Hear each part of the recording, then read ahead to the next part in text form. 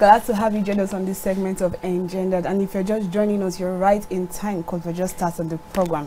And like you know, this is a show where we discuss all issues revolving around the female gender.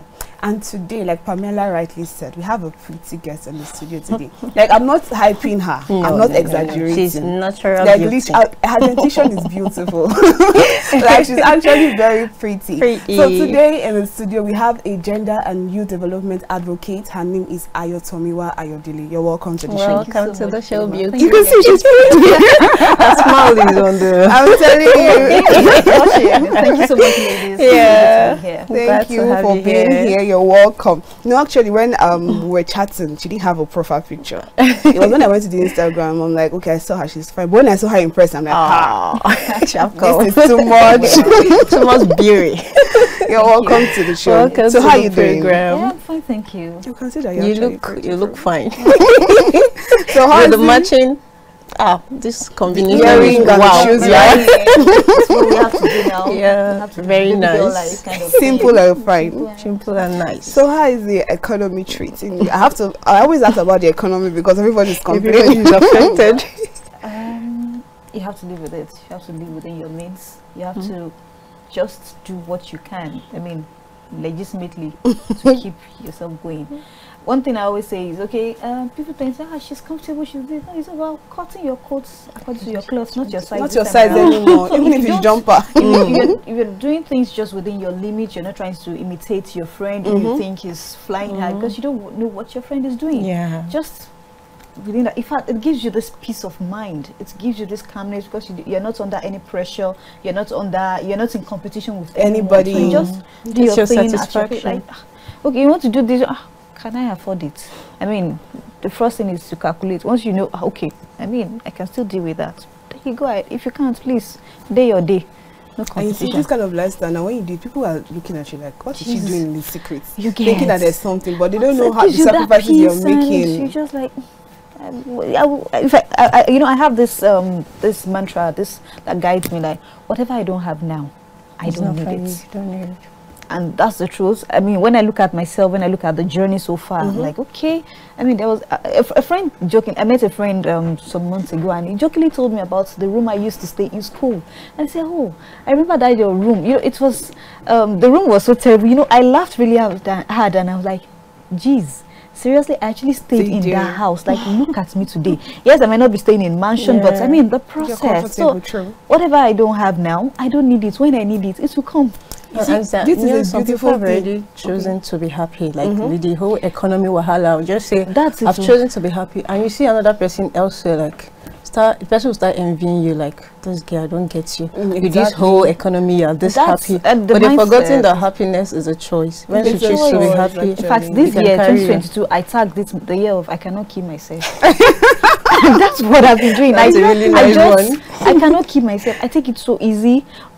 If I have things to do, the first thing I would like, okay, if I do it or if I don't do it, would there be any disaster or anything? No, I beg, everybody will be alright. Exactly. If it is, yes, I push myself at times when I know I need to. I push myself, but when I feel, I mean, what's the pressure about it? Just let it be. And it's been working for me, actually. Some friends say, you're glowing, you're this. Yeah, so the peace of mind, I have to give myself that peace of mind. You know, there's something you mentioned about enjoying the process. I think this is one thing that most youth don't understand. At all. Everybody, when I was little, I was discussing with somebody yesterday, like, if you ask me when I was maybe 17, by now, at this age, I should have like 4 children. I should have a mansion. I should have like maybe 5 cars. I would have bought a car for my mom, my dad, and stuff like that. So, but when you understand that reality has actually settled, it has done. You have to actually live with it. Yeah. If I am not contented, there are so many things I can be doing out there to just jump the process. But everybody, okay, the beauty about it now, she's thinking about it and she's laughing about where she used to stay. But if you do not go through that process, you don't even understand what it was like before. You don't even appreciate where you are right now. It is, I mean, do you know, it's this pressure that is killing most of the youth out there because they want to meet up. They want to meet up with the expectation that they set for themselves. Nobody put you on the timeline. So people are looking up to other people. Sadly. Really sad. Okay, so today, before we started the show, we're saying that we have a lot of stories in the papers today. And sadly, sad stories. We have sad stories. And because of the guest we have in the studio today, she's a gender and youth based advocates. So we're going to be discussing gender-based violence. Before we discuss that, and she starts giving us some analysis, I want to read a story in the paper today. The story here says, is in Daily Trust, page 17, and it says, Justice for Margaret. The recent arrest by the Plateau State Police Command of a mother of 2 for allegedly torturing and killing her 11-year-old maid, identified as Margaret Joshua, brings to the fore, once again, the ill treatment domestic workers, mostly female. I know this is a case of child abuse, but we picked the story because we're talking about gender-based violence. And here it says, mostly female and underage are made to endure in Nigeria. Okay, the story here says a long read. Sorry, I have to read it so we can understand. According to the police, Margaret, a young girl who fled insecurity in her community in Kebbi State, was forced to sit in a hot water filled container which severely burnt her buttocks and private parts, among other forms of torture, by the suspect, Mrs. Nemeka Nwachukwu, a microbiologist at a research institute in Vom, just south local government area of Plateau State. The Plateau State coordinator of the Human Rights Commission, Mrs. Grace Pam, whose office was following up on the case, said the scars and wounds seen on the girl's body indicated that she must have been subjected to a series of torture during the period she stayed with her guardian. Mrs. Pam said when they met the suspect at the police station, she claimed that the girl used to masturbate, and so she was beaten to make her stop, adding that the disease fell into hot water, after which she ran out of the house and did not return. Mrs. Nwachukwu told NHRC officials that she did not know what used to come over her because she felt bad anytime she beat the child. Margaret, who was left untreated despite her injuries, eventually died after she was taken to the Jos University Teaching Hospital. Shocking as the story of Margaret Joshua is, it is not the first involving domestic workers and their employer guardians in Nigeria. In the last 5 years, the traditional and social media have been awash with similar horror stories from a female employee of an oil company in Kaduna, Mrs. Yemi Awolola, who was arrested for allegedly placing a knife in the fire and scarring the private part of her 14-year-old maid, Princess Michael, to a couple nabbed by the Enugu State Police Command for allegedly burning their 10-year-old maid with a pressing iron and drilling nails into her head. We condemn this act in totality and ask the authorities to put a stop to them by ensuring that justice is served in this particular case. Most of the victims are poor and usually find themselves in the practice for want of a better alternative. Some are made to become maids after losing their parents to augment the earnings of their household.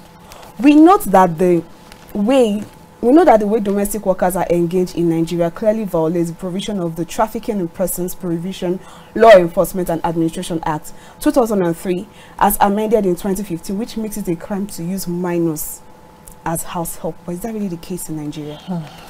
Section 23(1)(a) states, any person who employs, requires, or recruits, transports, harbors, receives or hires out a child under the age of 12 years as a domestic worker commits an offense and is liable on conviction to imprisonment for a minimum term of 6 months and not exceeding 7 years. The International Labour Organization also identified a number of risks children face in domestic service, from long and tiring working days to inadequate sleep, food and accommodation, as well as ill treatment during physical and verbal violence and sexual abuse. This is in addition to the denial of fundamental rights of the child, such as access to education and healthcare, and the right to be cared for and to have regular contact with their parents and peers. Sadly, despite the provision of the law, many corporates have been getting away with their dastardly acts. Cases involving maids and their employers also suffer unnecessary delays during investigation or prosecution. For instance, the case of Ochanya Obanje, I hope I got that. Obanje, a 13-year-old schoolgirl who was raped to death in 2018, is still ongoing. Justice is still not served more than 4 years after. The case of Margaret must not be allowed to follow this path. It must not be swept under the carpets. So now, the advice here states, while urging the authorities concerned to trace the family of the slain Margaret for compensation, which is not going to bring back Margaret, We call on parents to resist the temptation of handing out their children to strangers in the name of fighting poverty or other excuses. So now, after reading the story, this is a show where we discuss female-related problem. Yes. We're not selfish, but we're sorry to the men. It's engendered. Yeah. So now, this is a female of 11-year-old child, a minor. So let's just have that in mind. So going to the main topic of discussion now, gender-based violence. From your own perspective, what would you say is gender-based violence? Okay, gender-based violence actually is not limited to female. When you say gender, it's both. Like female. It's not just female, it's both gender. It has to do with all forms of violence that violate the rights of that person. It could be physical, it could be emotional, it could be cyber.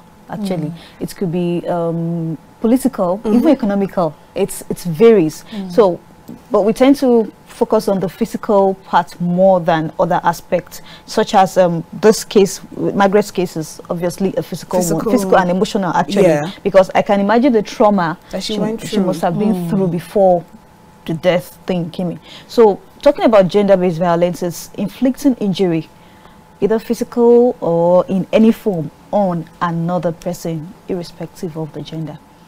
Okay. So illiteracy has been tagged one of the problem of this gender-based violence in the fact that people who do these things, they don't know it. That's why they go ahead to do it. But talking about the case of this woman now, she read that, you see the title of that woman, that she's a microbiologist or something. That means she's educated. Yes. So what exactly is the problem?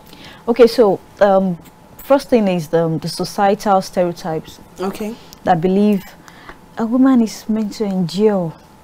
You have to endure whatever it is. You're supposed to, okay, let me put this straight that, yes, men also suffer gender-based violence. Yeah. Of course, they do that. And the society has actually boxed them in a corner that you can't speak up. But right from childhood, the girl has been raised to be the woman. As how you do this, stop it. This is how you be doing in your husband's house. This is right. You're not supposed to do that. You're a lady, and you're like, okay, I'm first human before being a girl. Okay. So it's the societal stereotype that believes a woman should endure whatever it is. Talking about illiteracy and being responsible for this, it's not true. In fact, there was a case I handled at some point. I had to back down because it was getting too personal. It involves a lawyer was abusing his wife. In fact, the abuse was not just a year to it gets really violent. It's all forms: physical, economical, psychological. The woman had to, she was the one calling me to say, leave me alone, my husband is not abusing me. You know, this is someone that when the husband started beating her, everybody on the street will hear. And like, no, you can tell how what he has done to her psychologically already. So then she had to use the blackmail. Hey, it's because you're not married. This, you want to break my home and all that. Then it got quite personal that I just felt, okay, let me just let you be. So someone like that, not just educated, but a lawyer who knows the law. So it's the societal thing. It feels that's the only way he can enforce his authority in court as a man. And I always say that any man that tries to enforce your authority, by doing that you are a weakling already. Because if you are a man, you will not need to assert anything. Naturally, women, I always say, like, once you sabi our move button, I mean, we surrender, we just let you have. Actually. You have that peace. So it's weakness, then low self-esteem as well. A man who wants to assert himself obviously has low self-esteem. If you are confident, if you are sure you are a man, you don't need to force anything. I mean, she'll just let you, like, chairman, this for you. Then some are actually suffering from trauma, childhood trauma. Growing up, we had these neighbors that the man is always beating the wife and all that. And then one day the kids were fighting. Okay, they had 2 girls and a boy. So the girls were older than the boy. This was, I think, he was 5 years old then. So he had a fight with his sister, and then the next thing he ran into the house, got a cutlass. I wanted to use that. This was exactly what he saw his father do. So if he actually believes, okay, that's the way to act. So for someone like that, if he, I mean, peradventure he didn't get any help and all that, and he just like that, someone like that, I can bet it, he will do the same to his wife. To his wife, definitely. And this is actually as a result of what he has been through himself growing up. So some are actually damaged from childhood. So they don't see it as anything different. They feel that's the way it should be. True. So people like that should they need help themselves. Okay, now you mentioned some forms of gender-based violence. Yes. So now you mentioned verbal and the likes of them. I would like us to emphasize on it again and possibly give examples of each, because, for example, some people don't understand when we talk about verbal abuse. When someone comes to, if I come to Pamela and tell her you are mad, I'm abusing Pamela. Pamela doesn't have to take it, but it's everybody be like, I'm just joking with you. It's just a joke. Can't you get used to the joke? So I would like you to tell us those forms of gender-based violence and examples of this, because some people just, when we mention the term physical, psychological, some people are just hearing, but they don't understand what it is. So I would like you to give us some examples. Okay. Yes, we know the physical. That's beating. Inflicting injuries. The case of Margaret that you read, she was made to sit on hot water. I mean, that's a physical abuse. Then physical, also talk about rape, is also a form of physical abuse. Now, these are the common ones. Usually when you say she was sexually abused, that's gender-based violence, then physical. But the psychological parts. Okay, the psychological in sense that this, I started a story of that couple, the lawyer and his wife. It's so traumatic for her that she can't even save money. Okay. Not just, she's a friend, she's a neighbor to my friend. So usually I go there, and when they're talking, I just listen. I'm like, I'm boiling within, like, what's this? Woman, I mean, you need to. So the psychological part is she's so traumatic that she can't even save money to buy anything for herself, because she'll feel, what would this man do? If he gets to know, he will beat me, he will do this, he will that. Like, so she's already caged psychologically. So the emotional drain, the trauma, the torture she's going through, is a whole lot on its own. Then also, yes, psychological, emotional, it's interwoven in a way that some will say it starts with saying things to you, maybe in passing, simple things. You're stupid, you can never be anything, this. Okay, so my gender advocacy thing didn't just start out of the blues. Yes, some experiences from neighbors and co, and some personal experiences. Okay. I used to have this boyfriend in school back then. I mean, schoolgirls thing now. In school back then, he used to abuse me physically, but it didn't start physically. It was a process. He first detached me from friends. It will start with, can't you see that girl you're moving? Who is your friend? Do you want to be seen with that? See the way she dresses. See this day. Okay, me too. I'm like, okay, well, I don't want to associate with her. Not knowing, it's gradually just detaching me from people who would have been in position to help me later on. Then it started with, what is wrong with you? Started my self-esteem talking down on me, and then I started having this feeling of insecurity about yourself. I am not sufficient. This is insufficient. I'm not enough. I am not this. I'm not that. And the point when the physical abuse started, it started with just a slap. And I mean, I'm from Ekiti. We're stubborn. We don't like cheating. So I retaliated, and then that was how it started. So since then, I was like, oh, really? By the time I needed help, I looked around. Nobody was around. All my friends were not around. All of them were not looking at me from afar. So when I ran to them, like, I don't want your boyfriend to do anything. No, that's why we had to stay off. That's why we had to just let you be. So these are things that abusers do. Gradually, they will kind of isolate their victim. Even when, in fact, some will go as far as showering you with gifts, like, what do you need? Only me. What do you need these people for? You don't need them. You need just me. Gradually isolate. Then the verbal abuse. And verbal can be physical or through chatting. Recently, I met someone who is a friend of a friend, and then we got talking, and then, from what he says, it just drops some things. I'm like, I'm not comfortable with what you're saying. I mean, it's coming across wrongly. Like, oh, that's me. If you don't like her, I said, but what you're saying hurts me. It might hurt you, but that is me. That's who I am. I am blunt. I say it. gradually I just had to cut off that person, because I'm like, okay, this is, I know, you know, you are hurting me, and you're still doing it. So that shows you're wicked, because that's an abuser actually. If I had stayed as friends or whoever it is, that will continue. The trend will continue. Like, say things today, say things tomorrow. That's how it comes to be. Then the cyber abuse.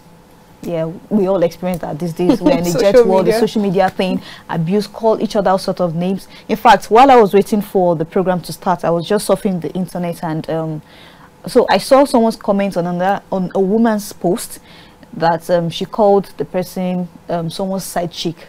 This is a woman who is doing well. She's a public figure. For political differences, I'm like, all these social person's side chicks. Is it not because you are his side chick that you are? I'm like, that's actually an abuse coming from a woman to another woman.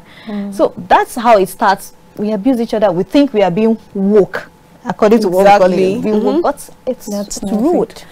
Rude. We abuse each other. We get at each other. These things, some people actually take these things to heart. In fact, there are times when I read some things, once I start saying the person is being toxic, the comments, I just take the person off my list, my friend list. Like, for your sanity. Bye-bye. For my sanity, I don't want you around. Now, you talking about, sorry to cut you mentioned that you take the person out.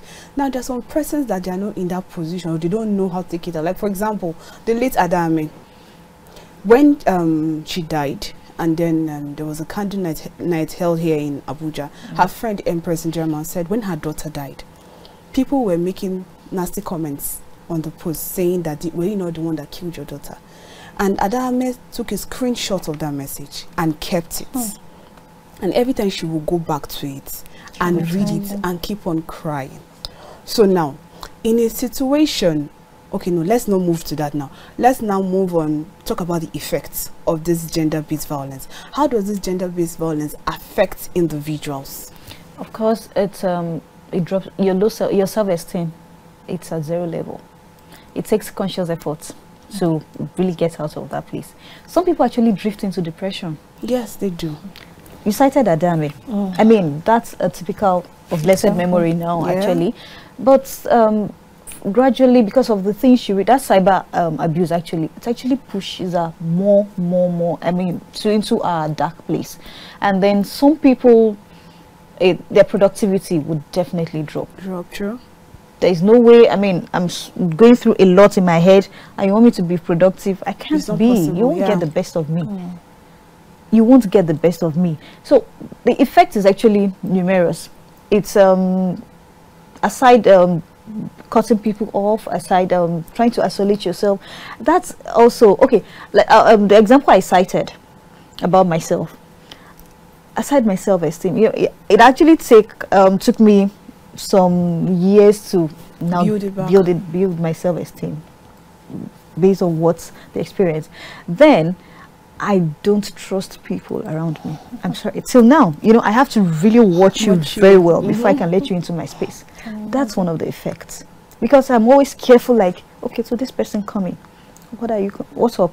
So I'm more hyperactive,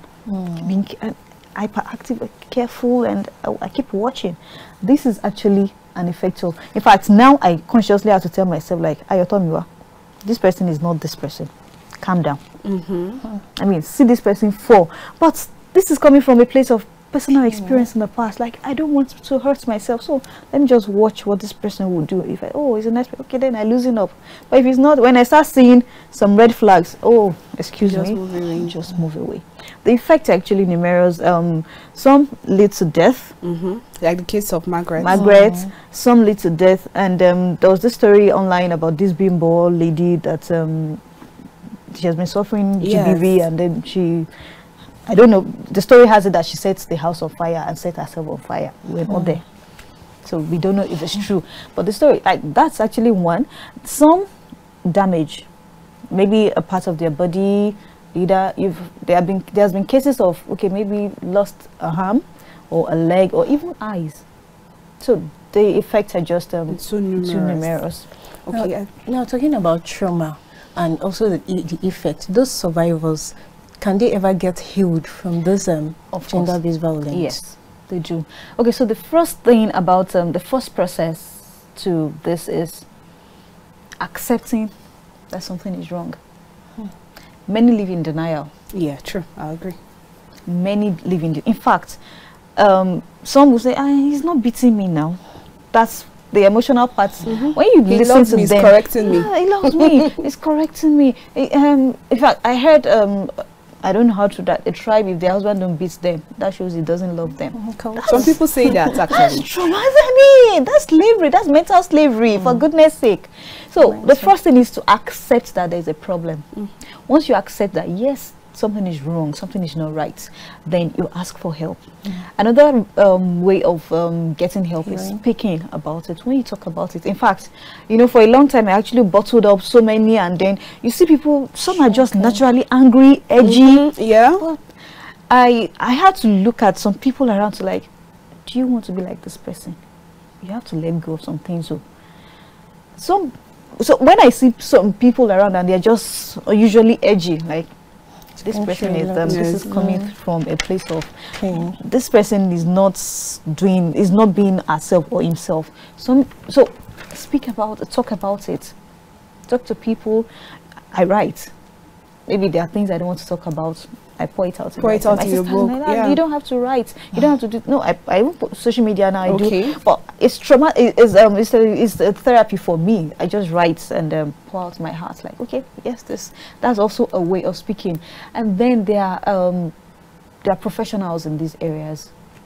I'll use my state, Ekiti State. There is a center now, like where you go to, the Sexual and Gender-Based Violence Management Center, where you go to from. There are psych counselors, there are professionals who will help. You'll tell you, okay, this is what you need to do, what the process. If it's physical, maybe some damage on the body, they'll help. So that's also a process. There are professionals identify the rights. Emphasis on the right. I actually have to put that. The right person. Because there are so many people all around portraying themselves to be, I am this, I am that. But before you jump at, yes, this person is this, watch. I mean, you got my name. I didn't even know you're going through my Instagram page. That's also a way of finding out about someone. There is no way the truth can be hidden for long. Yes, the social media can be deceptive, but you know, when you pay attention in between, you will see that okay, this is what I need. Oh no, this is not what I want actually. So yes, the survivors, they get help. And you check it, people are speaking out all like before. What has exactly, what changed? Because the awareness is everywhere now. Gone are the days when there's this silence culture around gender-based violence, that whatever happens, just keep it to yourself. Rape survivors, they will tell you, do you want people to know that you were raped? Stigmatization. No, you'll just be stigmatized. In fact, you'll be stigmatized. You will not see your husband to marry you. Your family will be this. You're this. So many people just keep it to themselves, like, just move on, don't worry, you'll be fine. And then the person keeps dying within, bottling up so many things within. But now the awareness is everywhere, the sensitization is out there, like, don't worry, speak up. You know, I have to cut you short on this because we have to go on a break. Okay, all right. All right, viewers, we'll be going on a short break now, and when we return, Engendered continues. We'll be right back.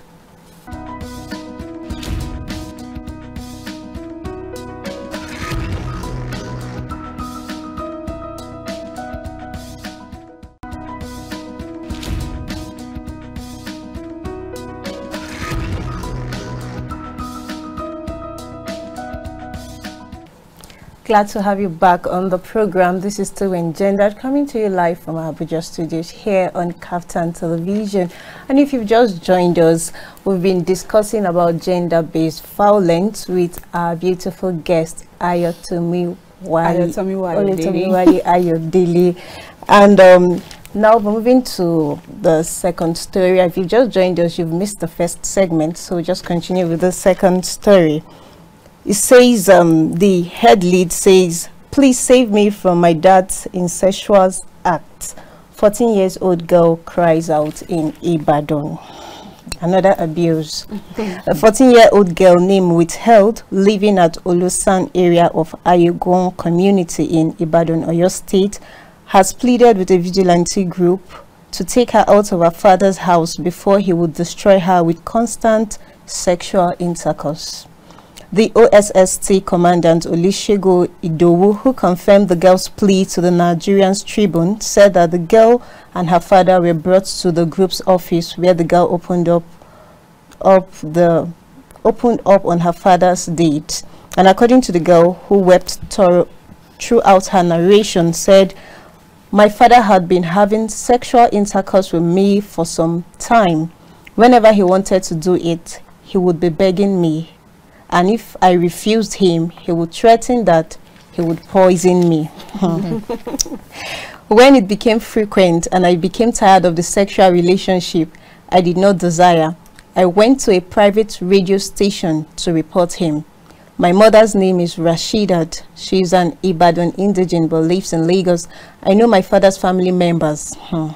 But when I told his sister, she was nonchalant about it. She said I was lying against my father. This is always the common thing. I want my father to be punished. Imagine the girl saying this, for his deeds. He used to beat me over offenses I did not commit, and I want to be taken away from him. I don't want him to know wherever I am taken to, because I am tired of all of it. And now the father, who gave his name as Ismailia, initially denied having sexual relationship with his daughter, but later confessed to her to have done it once. The father, who gave his age as almost 40, however, attributed his incestuous behavior to not having a woman at home.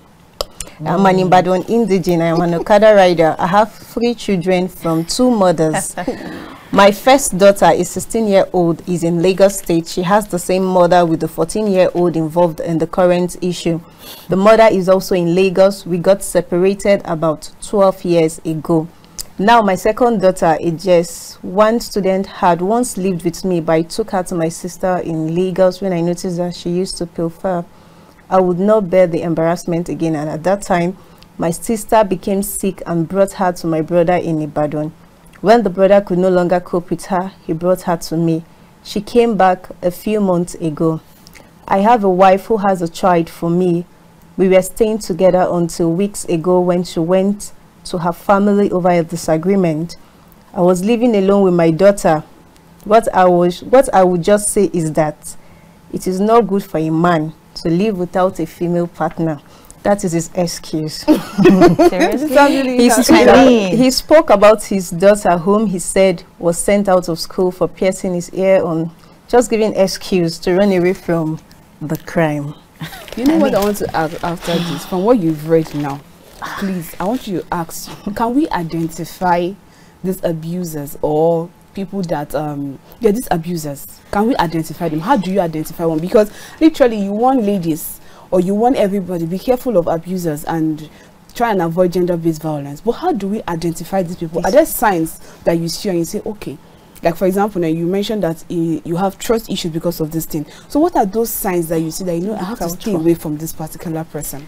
Okay, unfortunately, some are saints that you won't even notice they have this trait in them. When you look at the history of gender-based violence, when most survivors come out to talk about it, you realize that they were either abused by their uncle or one brother on the street that they trusted. Or, I mean, it's usually people who are close to them. Few cases you hear, okay, maybe I went to the bar, or I was coming back from somewhere, maybe on the street. The strangers actually do that. So it's usually people who are close to them, which is unfortunately people who you trust.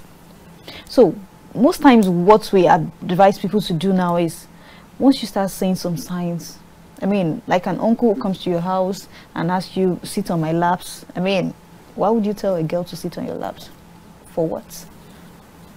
You know, maybe as a 2-year-old, 3-year-old, but you know, there's a way to do it and you feel something is not just right. Right, true. And the truth is, women, we are blessed with that instinct thing. Our instinct, I mean, it's always right. Oh, it's women are always suspicious, they're always suspecting something. Once you know, your instinct will just tell you something is not right.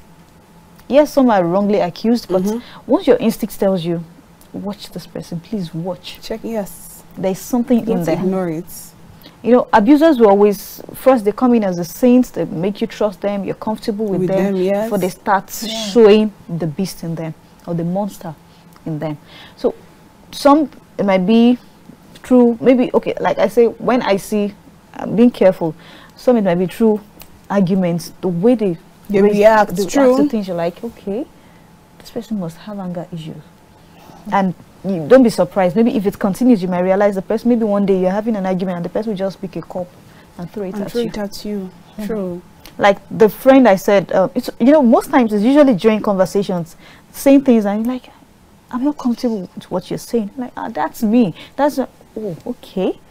It's actually because I pay attention to these things. But it's something that can fly. And to him, maybe if it's something like you're just too you overthink things, you're too calculative. But these are the signs. These signs are always there. So you just pay attention more when something is a bit weird. I mean, immediately, if you can address it, immediately address it. If you can't, just cut it off. Okay, you know, I want to make reference to something that most people can relate to.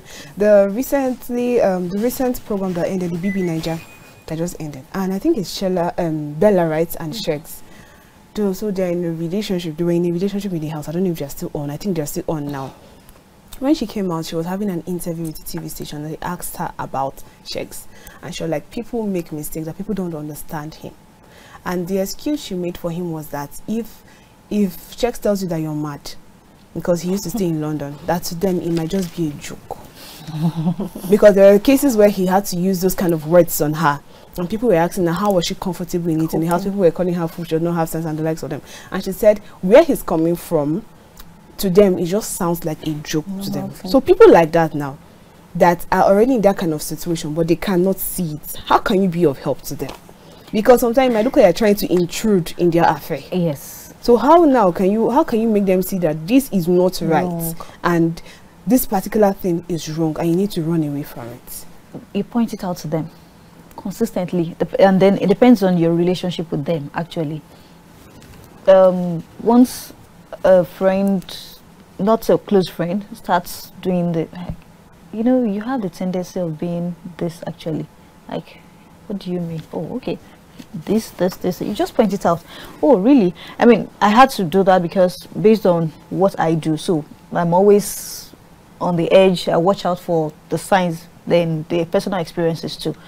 Like this, just point it out, like, and that is me just trying to even help the person. Like, you actually have the tendency, maybe not physical, but maybe the verbal thing. You actually say this to people. You might think you're joking, but some people don't have that inner strength to actually absorb whatever it is you're saying. So to them, it gets to them. No, it's just an innocent thing. No, it's not. You think it's an innocent thing, but it's not. So that is because we have that platform to talk. But if you don't, and for that kind of lady that you cited, if you're a bit close to her, you start pointing out these things. Some will get too edgy. In fact, they might cut you off. True. Like you're intruding. And well, I believe in prayers. Actually, people like that, and like, God, open her eyes to see this thing. That I'm not intruding. Like, I mean well for her. Open her eyes. Something would eventually happen. I'm like, and you said it too. I'm like, okay. So that's it. The truth is, you can't tell. And sorry, I think we have a phone survivor. Call. Oh, so soon? I think we lost that call. Okay, you can't tell a survivor. This is it. You have to get out. You know, while I was in my own state, all my friends, they were at some point before they pulled away. They were like, this guy, you are not even free with him. Like, we go to school together. We come to my house. From my house, we go to school. Like, I can't hang out with my friends. He has to be there. That's more like stalking. That's also a form of abuse. Stalking. That's more like stalking me. But hopefully, no, now he's just being protective. I mean, he's a man, he's just being protective. You know, now we are on campus, we don't want this.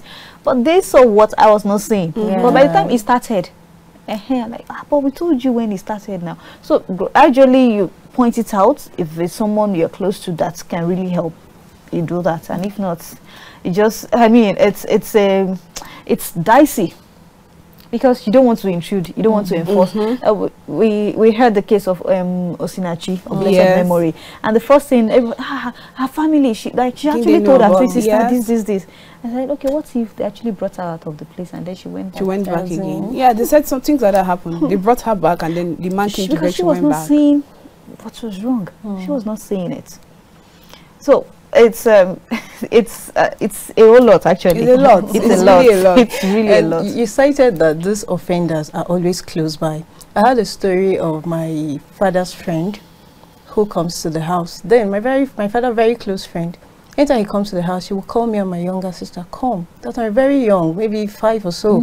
And he started like touching us and the rest. And told me I didn't understand what was that. So, until my mom saw it and was very, very sad about it and started quarreling. Now, what role does parents have to play in this whole saga?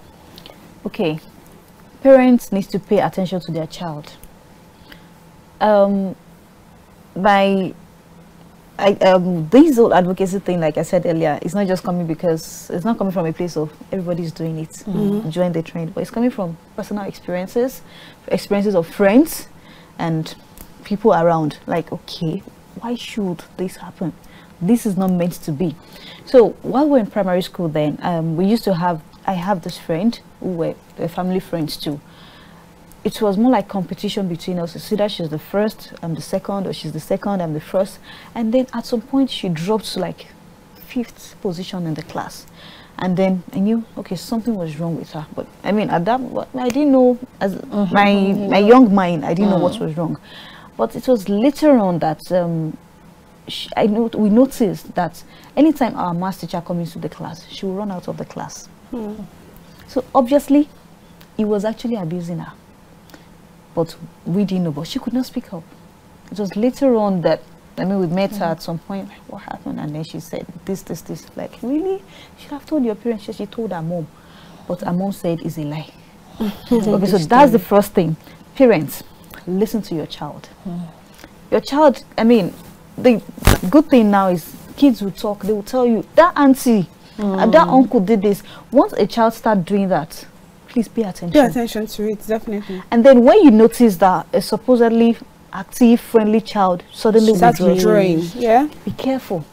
Something is wrong. Yeah, find out the problem. Find out what is it.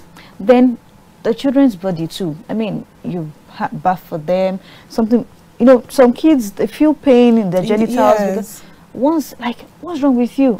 And I fell down when we were playing in school. Fell down. How?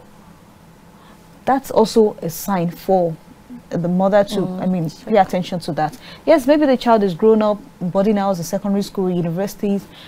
You will see, I mean, either the child is unnecessarily edgy because, I mean, she has a lot bottled up within and just becoming aggressive. Some actually turn it to, they take it out on people around them. Something is wrong.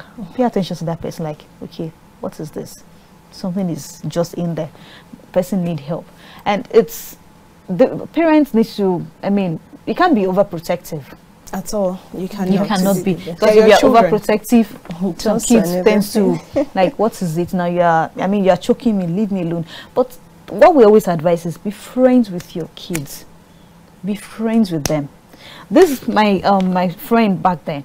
Our parents actually didn't realize, they were, instead of paying attention to see, okay, what is wrong? Instead, they were beating her. Hey, you don't pay attention to school, to your studies anymore. This. So that also is doing more damage to her. Because she's suffering for something, and then you're beating her for that same thing. And to not make matters worse, okay, they were trying to organize extra home lessons, and then this same teacher. Oh my God! So what a disaster! Like when it comes to the house, she will either run out or do something. But our parents didn't even pay attention. Like they felt she was just being lazy. Yeah. So that actually damaged the child to an extent. At the point when she started dropping her studies, I mean, this a very bright, brilliant girl, and suddenly she know something must have happened. So be friends with your kids. They'll feel free to tell you anything once you're friends with them. You know, talking about this, where I learned to speak up in the home was where there was a day my mom went out. So her younger brother was in the house playing with my sister, and he was playing with her, so he was tickling her, and she was laughing and hit her head on the wall. So she started bleeding a bit. He then noticed and cleaned it up, first aid and stuff. It was not serious like that. Then what he now did, he now bought us Capri-Sun biscuit and sweets, so I won't tell my mom. So when my mom came back, we didn't see anything. Everybody locked up now. We've taken sweets and biscuit and Capri-Sun. But my mom is very sensitive. It's difficult to hide things around her. So I don't know what made her. She just touched my sister's head. She said, "Favor, come. I'm seeing something on your head. Are you okay? What's that? Did you lose your hair?" She was asking some weird questions. Favor said, "No, I'm fine. I'm okay." Even the person that had injury, she was taking capsule and biscuits. All of us kept quiet. So my mom now found out. She didn't beat my sister. She didn't beat my brother. She beats him. He said, if you can be here and this kind of thing happens, so if it's worse, and you're covering it up, meaning if the case was worse, they would maybe they buy you with something higher, you also keep quiet. In front of her brother, she beats me. She didn't beat my sister. She didn't beat my brother because I'm the firstborn. That's when I learned that you have to. You don't just cover up things. You have to speak up. As she was like, okay, the funny thing is, if you had just told me this is what happened, well, I understand you guys were playing, it's not serious. But for the fact that you're learning this act now to be secretive in the home, I think that was where I learned to start speaking up. Then now let's talk about this role of parents, still on the role of parents, because parents have a vital role to play. Yeah. I used to say something that if you cannot train up your child, don't even give birth to that child. Sure. How do we differentiate home training from abuse? Because you hear some parents saying things like for example, the case of Margaret, that woman said she was masturbating. Maybe that's why she had to sit down in hot water so to pain her in the vagina, you get. So there's some parents that say, I put pepper in my daughter's vagina so that she will not do that thing again. To them, they are training you up. That's extreme. They tie them to the tree and flog. I know someone present, like an auntie that does that to her children. They will flog you. When it comes to verbal abuse, Olori Buruku, idiot, weary, things like that. You will hear people that will tell you that, when I was growing up, my mom, anything that's close to her, she will stone me if I misbehave. So how do we now differentiate that aspect of home training? Now, I'm training you to be a good person and physical abuse and also verbal abuse. Okay, so, parenting these days seems to be different from what you can wrap up in 3 minutes. Okay, yes, please. Okay, so it's different from what we used to have. Now, parents will tell you, I'm beating or I'm scolding you because you did XYZ. But then, and if you continue like this is what will happen. They tell you the effect. But back then, your parents would just beat you. I mean, you won't like, what now? What is it? It gets to a point where if it's not just beating, beat me and leave me. Because the beating was not effective anymore. But if you had told me then that, okay, just tell me, okay, you did this. This is what will happen. This is it. And then you beat me, I'm like, oh, okay. In fact, the fact that you made me realize the effect of what I had done is enough for me, actually. The child will be so sober. Unlike, you just beat me, I'm like, is it not just beating? So tomorrow I'll do the same thing. I'm like, is it you beat me and you leave me? So but now it's that. So I think what is just about not going to the extreme, like putting pepper in the child's private parts and all. Yes, of course. I mean, I'm from parents who were strict too, but then now I look at some things and I'm like, God forgive this man. Seriously, I was like, that was unnecessary. Exactly. That was unnecessary. You didn't have to. God forgive you. But to them, they were training us. Some of this training quite helpful now. Some are not necessary. But if you need to let the child know, okay, this is it. I mean, you took money from your mom's purse. Oh, this is, yes, maybe later on they will tell us then, that if you do this, you will become a hand robber. This is, but the way they say it, they say, it's the purpose is actually defeated. So it's about parents understanding the child. Some children, if you beat them from now to tomorrow, no way. But some is just making them realize what they've actually done. That's also a way of raising. So it's about, you can't tell anyone this is how you raise your child. Yes, identify what works for you. Exactly. My child self, not not our children. Yes. The way my dad would relate with my younger sisters, I would look at him like, so now you can do that to them. Why didn't you do it to me? So it's about understanding what works for each child. Okay, I just got to realize that this topic is actually very vast. Actually, and then there are different aspects to this. We can actually pick every aspect of it and discuss per episode. But thank you so much for your time here and sharing your information with us. It was a nice show with you. Thank you so much. I really enjoyed myself. We will call you again next time. And that's all we can take on today's episode of ENGENDERED on KAFTAN Television. Please do well to join us on Thursday by 5 p.m. where we'll be having another episode of ENGENDERED on KAFTAN TV. I remain Chidinma Ufomadu. I am Pamela Ajaero. Thanks for staying with us. Bye. Bye. Jesse was calling her direct.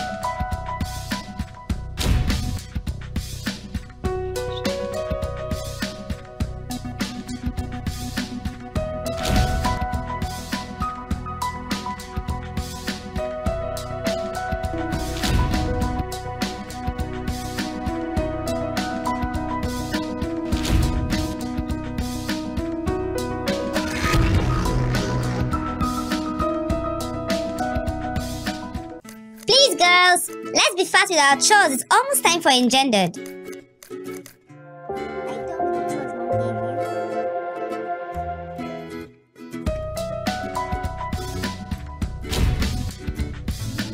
Go!